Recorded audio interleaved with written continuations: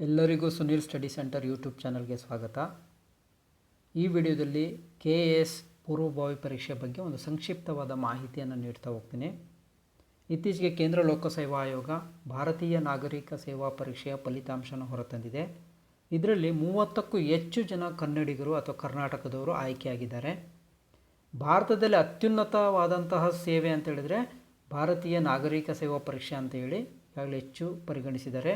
ಹಾಗೆ ಅದಕ್ಕೆ ಅತ್ಯುತ್ತಮವಾದ ಜವಾಬ್ದಾರಿ ಹಾಗೂ ಗೌರವ ಇರುವಂಥ ಒಂದು ಹುದ್ದೆ ಅಂತಲೂ ನಾವು ಕರಿತಾ ಹೋಗ್ತೀವಿ.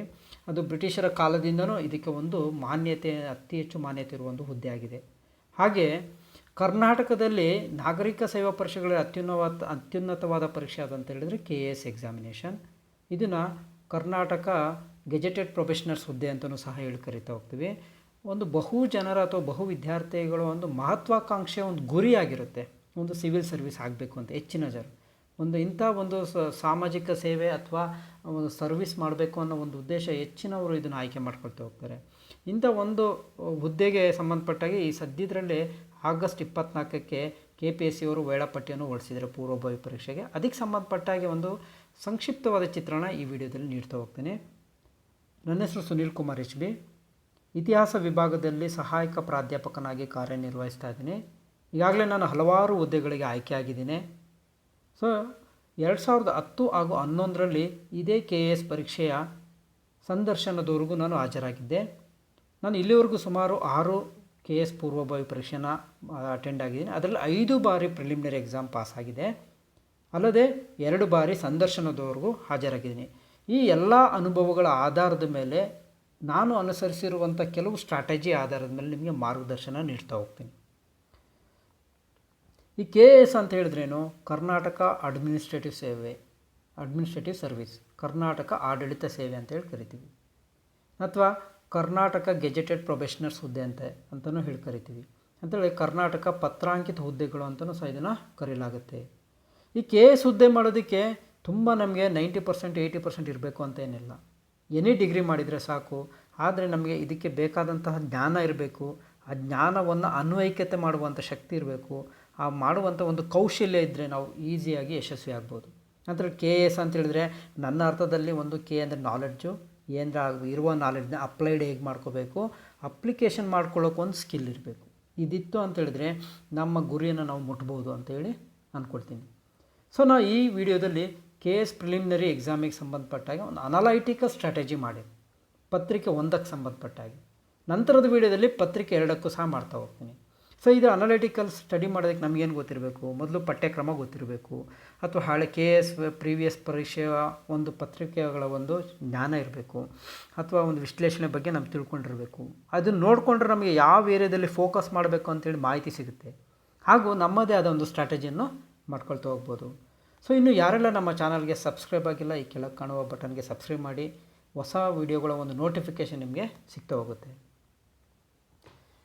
ಈ KAS ಹುದ್ದೆ ಒಂದು ಪ್ಯಾಟ್ರನ್ 3 ಹಂತದಲ್ಲಿ ನಡೆಯುತ್ತೆ.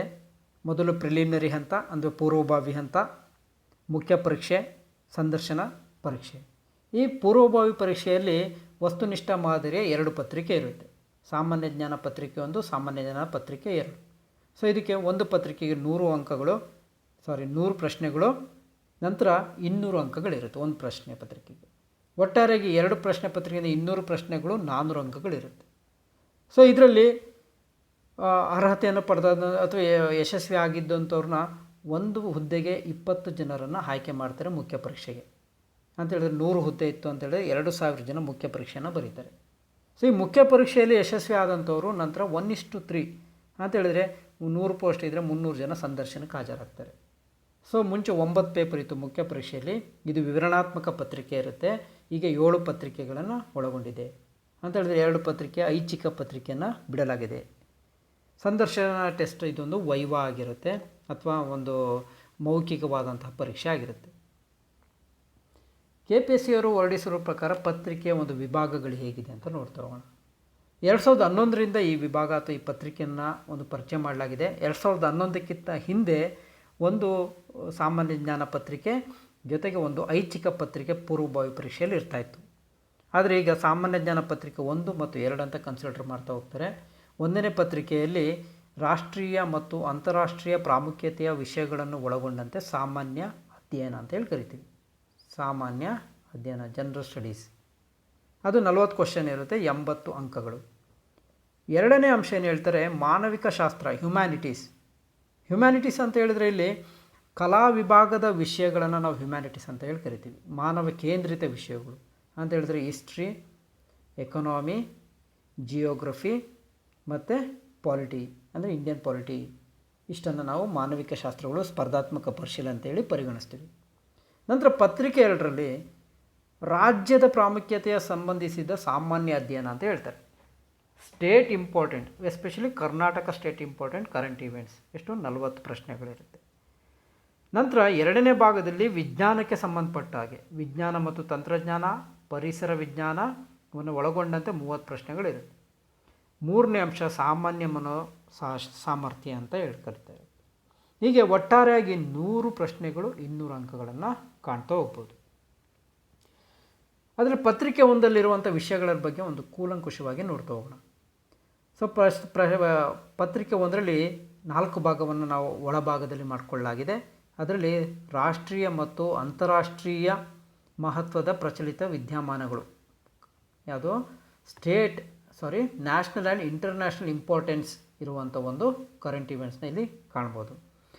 ನಂತರ ಮಾನವಿಕ ಶಾಸ್ತ್ರ, ಭಾರತದ ಇತಿಹಾಸ, ಕರ್ನಾಟಕವನ್ನು ಪ್ರಾಮುಖ್ಯವಾಗಿರಿಸಿಕೊಂಡು ಭಾರತದ ರಾಷ್ಟ್ರೀಯ ಚಳುವಳಿಗೆ ಹೆಚ್ಚಿನ ಗಮನ ನೀಡಿ, ಅಂದರೆ ಇಲ್ಲಿ ಇಂಡಿಯನ್ ನ್ಯಾಷನಲ್ ಮೂವ್ಮೆಂಟ್ಗೆ ಹೆಚ್ಚಿನ ಒತ್ತನ್ನು ಕೊಡಬೇಕು ಅಂತ ಇಲ್ಲಿ ಹೇಳಲಾಗಿದೆ. ನಂತರ ಸಾಮಾಜಿಕ, ಆರ್ಥಿಕ, ಸಾಂಸ್ಕೃತಿಕ, ರಾಜಕೀಯ ಇತಿಹಾಸ, political history, economy and cultural history ಮತ್ತು ಸೋಷಿಯಲ್ ಹಿಸ್ಟ್ರಿಗೆ ಹೆಚ್ಚಿನ ಮಾಹಿತಿಯನ್ನು ಕೊಡಲಾಗಿದೆ. ನಂತರ ಮೂರನೇ ಅಂಶದಲ್ಲಿ ಕರ್ನಾಟಕದ ಬಗ್ಗೆ ಹೆಚ್ಚಿನ ಗಮನ ನೀಡುವುದರೊಂದಿಗೆ ಜಾಗತಿಕ ಭೂಗೋಳಶಾಸ್ತ್ರ ಅಂತೇಳಿ ಗ್ಲೋಬಲ್ ಅಥವಾ ವರ್ಲ್ಡ್ ಜಿಯೋಗ್ರಫಿ, ನಂತರ ಇಂಡಿಯನ್ ಜಿಯೋಗ್ರಫಿ, ಭಾರತದ ಭೂಗೋಳಶಾಸ್ತ್ರ, ಹಾಗೂ 4ನೇದು ದೇಶದ ರಾಜಕೀಯ ವ್ಯವಸ್ಥೆ, ಗ್ರಾಮೀಣಾಭಿವೃದ್ಧಿ, ಭಾರತದ ನಿರಂತರ ಅಭಿವೃದ್ಧಿಗೆ ಯೋಜನೆ ಮತ್ತು ಆರ್ಥಿಕ ಸುಧಾರಣೆಗಳು, ಬಡತನ ನಿರ್ಮೂಲನೆ, ಇವೆಲ್ಲ ಆರ್ಥಿಕತೆಗೆ ಸಂಬಂಧಪಟ್ಟ ಎಷ್ಟೋ ವಿಚಾರಗಳನ್ನು ಇಲ್ಲಿ ಒಳಗೊಂಡಿದೆ. ಎಕನಾಮಿ ಮತ್ತು ಪಾಲಿಟಿಯನ್ನು ಒಳಗೊಂಡಂಥ ಅಂಶಗಳು. ಸೊ ಒಟ್ಟಾರೆಯಾಗಿ ಪತ್ರಿಕೆ 1ರಲ್ಲಿ ಇರುವಂತೆ national and international current events ಒಟ್ಟು 40 ಕ್ವಶನ್ ಇರುತ್ತೆ. ಹ್ಯುಮ್ಯಾನಿಟೀಸಲ್ಲಿ ಹಿಸ್ಟ್ರಿ, ಜಿಯೋಗ್ರಫಿ, ಪಾಲಿಟಿ, ಎಕನಾಮಿಕ್ಸ್ನ ಮೇಲೆ ಉಳಿದಂಥ 60 ಪ್ರಶ್ನೆಗಳನ್ನು ನಾವಿಲ್ಲಿ ಕಾಣ್ತಾ ಹೋಗ್ಬೋದು. ಹಾಗೆ ಪತ್ರಿಕೆ 2ಅನ್ನು ನಾವು ನೋಡೋದಾದರೆ ಕರ್ನಾಟಕ ಕರೆಂಟ್ ಇವೆಂಟ್ಸ್ಗೆ 40 ಕ್ವಶನ್ನು, ಜನರಲ್ ಸೈನ್ಸ್ ಅಥವಾ ಸೈನ್ಸ್ ಆ್ಯಂಡ್ ಟೆಕ್ನಾಲಜಿಗೆ 30 ಪ್ರಶ್ನೆಗಳು, ಹಾಗೂ ಸಾಮಾನ್ಯ ಮಾನಸಿಕ ಸಾಮರ್ಥ್ಯಕ್ಕೆ 30 ಪ್ರಶ್ನೆಗಳಿರ್ತವೆ. ಇದ್ರ ಬಗ್ಗೆ ವಿವರಣಾತ್ಮಕವಾಗಿ ನೋಡ್ತಾ ಹೋಗೋಣ. ಈ ಪತ್ರಿಕೆ 1 ಪ್ರಕಾರ ಇತಿಹಾಸದಲ್ಲಿ ಯಾವ ಅಂಶಗಳು ಬರುತ್ತೆ ಅಂತ ಹೇಳಿದ್ರೆ ಭಾರತದ ಇತಿಹಾಸ, ಅದರಲ್ಲಿ ಪ್ರಾಚೀನ ಭಾರತದ ಇತಿಹಾಸ, ಮಧ್ಯಕಾಲೀನ ಭಾರತದ ಇತಿಹಾಸ, ಆಧುನಿಕ ಭಾರತದ ಇತಿಹಾಸ, ಅಲ್ಲದೆ ಕರ್ನಾಟಕ ಇತಿಹಾಸಕ್ಕೆ ವಿಶೇಷ ಒತ್ತನ್ನು ಕೊಡಬೇಕು. ಆನಂತರ ಭೂಗೋಳಶಾಸ್ತ್ರದಲ್ಲಿ ಭೌತಿಕ ಭೂಗೋಳಶಾಸ್ತ್ರ ಅಥವಾ ಪ್ರಾಕೃತಿಕ ಭೂಗೋಳಶಾಸ್ತ್ರ ಮತ್ತು ಪ್ರಪಂಚ ಭೂಗೋಳಶಾಸ್ತ್ರವನ್ನು ಒಳಗೊಂಡಿರುವಂಥದ್ದು. ಭಾರತದ ಭೂಗೋಳಶಾಸ್ತ್ರ ಮತ್ತು ಕರ್ನಾಟಕ ಭೂಗೋಳಶಾಸ್ತ್ರಕ್ಕೆ ವಿಶೇಷ ಒತ್ತನ್ನು ಕೊಟ್ಟಿರುವಂಥದ್ದು. ಅದಲ್ಲದೆ ಭಾರತದ ರಾಜಕೀಯತೆ ಮತ್ತು ಭಾರತ ಸಂವಿಧಾನ ಮತ್ತು ಆಡಳಿತದ ಬಗ್ಗೆ ನಾವು ತಿಳ್ಕೋಬೇಕು. ಆರ್ಥಿಕತೆ ಬಗ್ಗೆ ಸಾಮಾನ್ಯ ಆರ್ಥಿಕತೆ, ಪ್ರಚಲಿತ ಆರ್ಥಿಕತೆ, ಭಾರತದ ಆರ್ಥಿಕತೆ ಬಗ್ಗೆ ಅಧ್ಯಯನ ಮಾಡಬೇಕಾಗತ್ತೆ. ಅಲ್ಲದೆ ಕರೆಂಟ್ ಇವೆಂಟ್ಸು ಇಂಟರ್ನ್ಯಾಷನಲ್ ಮತ್ತು ನ್ಯಾಷನಲ್ ಇವೆಂಟು ಕಳೆದ 1 ವರ್ಷದಲ್ಲಿ ಇರುವಂಥ ವಿಚಾರಗಳು ಅಂತೇಳಿ ಜೂನ್ 2019ರಿಂದ ಜುಲೈ 2020ರವರೆಗೂ ನಾವು ಅಧ್ಯಯನ ಮಾಡಿಕೊಂಡ್ರೆ ಪತ್ರಿಕೆ 1ಕ್ಕೆ ಸಂಪೂರ್ಣ ಸಿದ್ಧತೆಯನ್ನು ಮಾಡಿಕೊಂಡ ಹಾಗೆ. ಇದು ವೆರಿ ಇಂಪಾರ್ಟೆಂಟ್ ಏರಿಯಾ. ಇಲ್ಲಿ ಒಂದು ಸಂಪೂರ್ಣವಾದ ಈ ವಿಶ್ಲೇಷಣೆಯನ್ನು 3 ವರ್ಷದ ಪತ್ರಿಕೆಯಲ್ಲಿ ತೆಗೆದುಕೊಳ್ಳಲಾಗಿದೆ.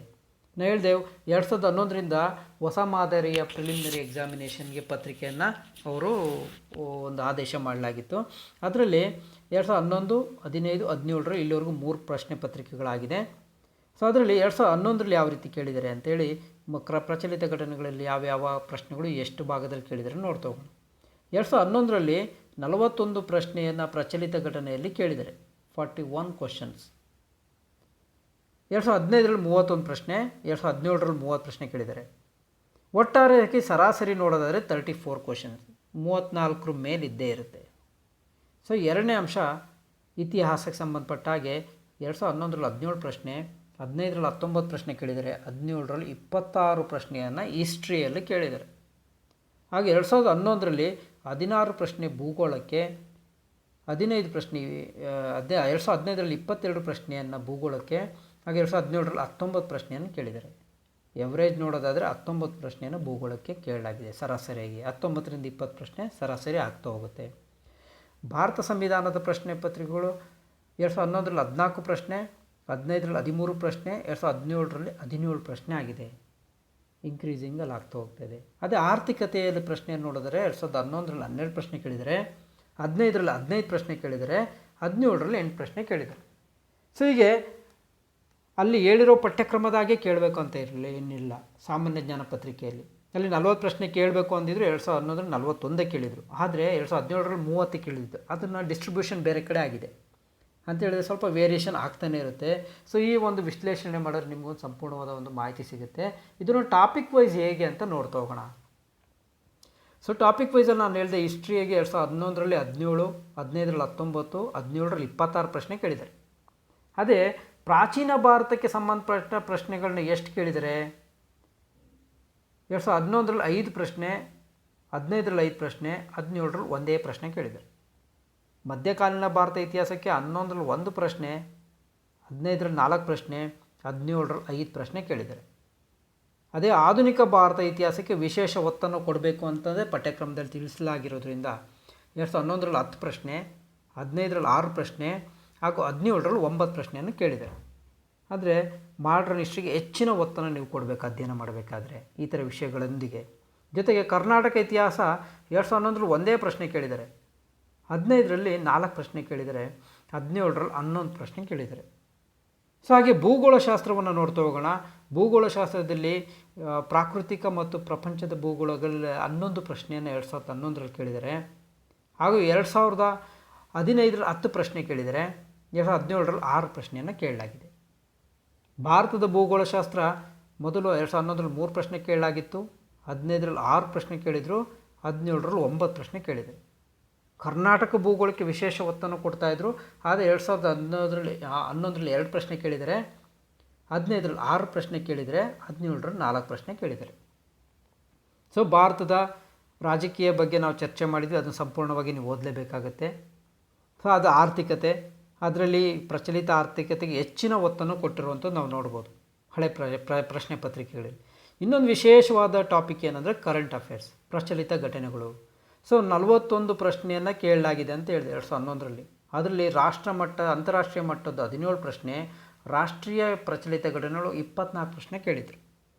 ನಂತರ 2015ರಲ್ಲಿ ರಾಷ್ಟ್ರೀಯ ವಿಚಾರಗಳು 21 ವಿಚಾರಗಳು ಘಟನೆಗಳ ಬಗ್ಗೆ ಪ್ರಶ್ನೆ ಕೇಳಿದರೆ, ಹಾಗೂ ಅಂತಾರಾಷ್ಟ್ರೀಯ ಘಟನೆಗಳ ಬಗ್ಗೆ 10 ಪ್ರಶ್ನೆಯನ್ನು ಕೇಳಿದ್ದಾರೆ.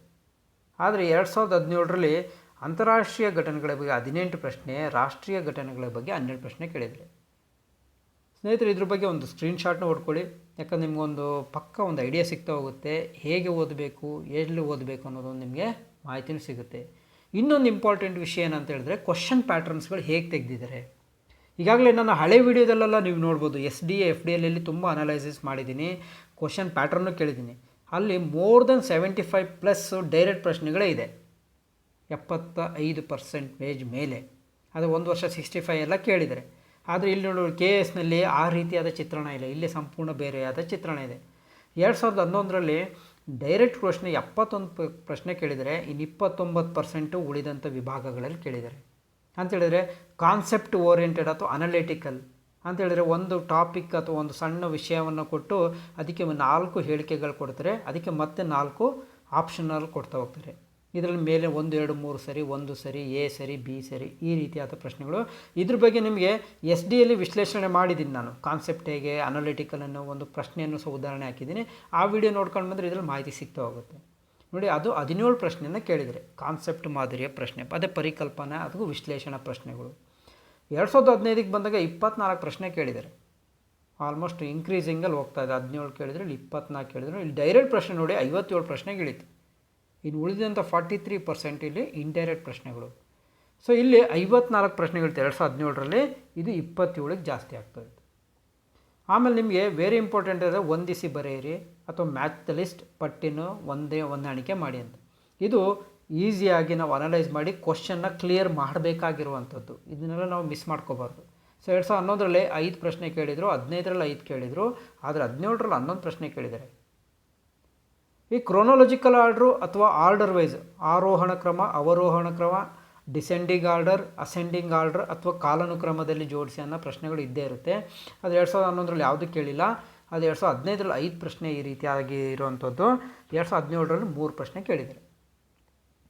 ಹೇಳಿಕೆ ಪ್ರತಿಪಾದನೆಯ ಪ್ರಶ್ನೆಗಳು ಸಹ ಇರುತ್ತೆ. 2 ಹೇಳಿಕೆಗಳು ಕೊಟ್ಟು ಎ ಸರಿ, ಬಿ ಸರಿ, ಎ ಮತ್ತು ಬಿ ಸರಿ ಅಥವಾ ಯಾವುದು ಸರಿಯಲ್ಲ, ಅಥವಾ ಎ ಪ್ರತಿಪಾದನೆಗೆ ಆರ್ ಸರಿಯಾದ ಕಾರಣವೇ ಅನ್ನೋ ಪ್ರಶ್ನೆಗಳು ಇರುತ್ತೆ. ಸೊ ಅಂಥದ್ದು 2011ರಲ್ಲಿ 3 ಪ್ರಶ್ನೆ ಇದ್ವು, 2015ರಲ್ಲಿ 2 ಇತ್ತು, 2017ರಲ್ಲಿ 2 ಪ್ರಶ್ನೆ ಕೇಳಲಾಗಿದೆ. ಆಮೇಲೆ ಇನ್ನೊಂದು ಇದೆ, which of the following is not correct ಅಥವಾ which of the following are correct, ಅಥವಾ ಕೆಳಗಿನ ಹೇಳಿಕೆಗಳು ಯಾವುದು ತಪ್ಪಾಗಿದೆ ಅಂತ ಹೇಳಿದ್ರೆ 4ರಲ್ಲಿ 3 ಸರಿ ಇರುತ್ತೆ, 1 ತಪ್ಪಿರುತ್ತೆ. ಅದೇ ಕೆಳಗಿನದರಲ್ಲಿ ಯಾವುದು ಸರಿ ಇದೆ ಅಂತ ಹೇಳಿದಾಗ 3 ತಪ್ಪಾಗಿರುತ್ತೆ, 1 ಸರಿಯಾಗಿರುತ್ತೆ. ಅಥವಾ 4 ಕೊಟ್ಬಿಟ್ಟು 1 ಸರಿ, 2 3 ಸರಿ, 4 ಸರಿ ಅನ್ನೋ ಪ್ರಶ್ನೆಗಳೆಲ್ಲ ಇರುತ್ತೆ. ಈ ಥರ ಒಂದು ಕಾನ್ಸೆಪ್ಟ್ ಹೊಸದಾಗಿ ನಡೀತಾ ಇದೆ. ಇದು 2011ರಲ್ಲಿ 4 ಕ್ವಶನ್ ಕೇಳಿದರೆ, 2015ರಲ್ಲಿ 7 ಪ್ರಶ್ನೆ ಕೇಳಿದರೆ, ಹಾಗೆ 2017ರಲ್ಲಿ 3 ಪ್ರಶ್ನೆ ಕೇಳಿದರೆ. ಹಾಗಾಗಿ ನೋಡಿ, ಇಲ್ಲಿ ಪ್ರಶ್ನೆಗಳ ಮಾದರಿನೂ ತುಂಬ ಚೇಂಜಸ್ ಇರುತ್ತೆ. SDA FDA ಎಕ್ಸಾಮಿನಲ್ಲಿರೋ ಪ್ರಶ್ನೆ ಪತ್ರಿಕೆಗಳಿಗೂ KSಗೂ ತುಂಬ ವ್ಯತ್ಯಾಸ. ಯಾಕೆ ಅಂತ ಹೇಳಿದ್ರೆ, ಈ ಭಾಗದಲ್ಲಿ ನಾವು ಕಾನ್ಸಂಟ್ರೇಷನ್ ಮಾಡಿದ್ರೆ ಇಲ್ಲಿ ನಿಮಗೆ ಪ್ರಶ್ನೆಗಳು ಓದೋಕ್ಕೆ ತುಂಬ ಪೇಷನ್ಸ್ ಇರಬೇಕು, ತುಂಬ ವಿವರಣಾತ್ಮಕ ಪ್ರಶ್ನೆಗಳಿರುತ್ತೆ. ಆ ತಾಳ್ಮೆ ಹೊಂದಿದ್ದಲ್ಲಿ ನಿಮಗೆ ಯಶಸ್ವಿ ಅಂತ ಆಗ್ಬೋದು. ಸ್ನೇಹಿತರೆ, ಇಷ್ಟೆಲ್ಲ ಓವರಾಲ್ ಆಗಿ ನೋಡಿದ್ರಿ. ಸೊ ಇದು ಪತ್ರಿಕೆ ಒಂದು ಸಂಕ್ಷಿಪ್ತವಾದ ಒಂದು ಮಾಹಿತಿ ನಿಮಗೆ. ಯಾಕಂದರೆ ಎಕ್ಸಾಮಿನೇಷನ್ ಇನ್ನೂ ಶಾರ್ಟ್ ಪೀರಿಯಡಲ್ಲಿದೆ. ಈಗ ನಿಮಗೆ ಗ್ಲಾನ್ಸ್ ಯಾವ ಭಾಗದಲ್ಲಿ ಮಾಡಬೇಕು ಅಂತೇಳಿ ತಿಳ್ಕೊಳ್ಳಿ ಅಂತೇಳಿ ಮಾಡಿದ್ದೀನಿ.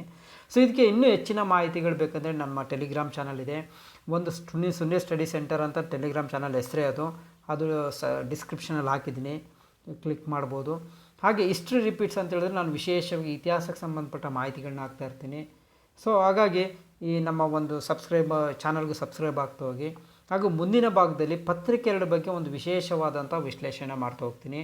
ಅದರಲ್ಲಿ ನಿಮಗೆ ಕೆಲವು ವಿಚಾರಗಳನ್ನು ನೀವು ಅದನ್ನು ನೋಡ್ತಾ ಹೋದರೆ ನಿಮಗೆ ಗೊತ್ತಾಗುತ್ತೆ, ಇಂಥ ಕಡೆನೇ ನಾನು ಮಾಡ್ಬೋದು, ಪ್ರಶ್ನೆಗಳನ್ನ ಸಾಲ್ವ್ ಮಾಡ್ಬೋದು ಅಂತ ಮಾಹಿತಿಗಳು ಸಿಗ್ತಾ ಹೋಗುತ್ತೆ. ಅದಲ್ಲದೆ ಯಾವಾಗಲೂ ನೋಡಿ, ಈ ಪೇಪರ್ನ ನಾವು 2 ಪೇಪರ್ನ ತುಂಬ ಅಧ್ಯಯನವನ್ನು ಮಾಡಿದರೆ ನಿಮಗೆ ಒಂದು ಯಶಸ್ವಿ ಆದರೆ ಉನ್ನತ ಹುದ್ದೆ ಸಿಗುತ್ತೆ. ಅಟ್ಲೀಸ್ಟ್ ಮುಖ್ಯ ಪರೀಕ್ಷೆವರೆಗೂ ಬರೆದ್ರೆ ನೀವು ಕೊನೆ ಪಕ್ಷ ಅಲ್ಲಿ ಯಶಸ್ವಿ ಆಗಲಿಲ್ಲ ಅಂತ ಹೇಳಿದ್ರೆ ರಾಜ್ಯ ಸರ್ಕಾರದ ಯಾವುದಾದ್ರೂ ಒಂದು ಸಣ್ಣ ಹುದ್ದೆನಾದರೂ ತೊಗೊಳ್ತೀರಿ. ಹಾಗಾಗಿ ನಿಮ್ಮ ಒಂದು ಸತತವಾದ ಅಧ್ಯಯನವನ್ನು ಬಿಡಬೇಡಿ, ಯಶಸ್ವಿ ಆಗಿ ಅಂಥೇಳಿ ನನ್ನ ಒಂದು ಮುಂದಿನ ವಿಡಿಯೋದಲ್ಲಿ ನಿಮಗೆ ಇನ್ನೂ ಒಂದು ಸಂಪೂರ್ಣವಾದ ಮಾಹಿತಿಯೊಂದಿಗೆ ಈ ವಿಡಿಯೋನ ಮುಕ್ತಾಯ ಮಾಡ್ತೀನಿ. ಎಲ್ಲರಿಗೂ wish you all the best. Thank you.